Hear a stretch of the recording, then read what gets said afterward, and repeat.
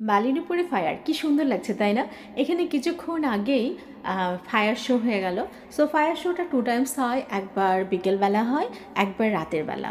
So দেখতে ভালোই লাগে। এটা একটা সি বিচ, এটা হলো ম্যালাক্কার ক্লেবাং সি বিচ বলে।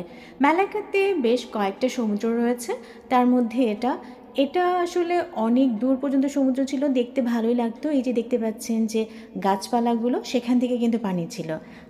খুব ভালো লাগতো দেখতে, বাট এখনও ভালো লাগে, একটা মেলা মেলা ভাব মনে হয়। সো প্রতিদিনই এই মেলা বসে।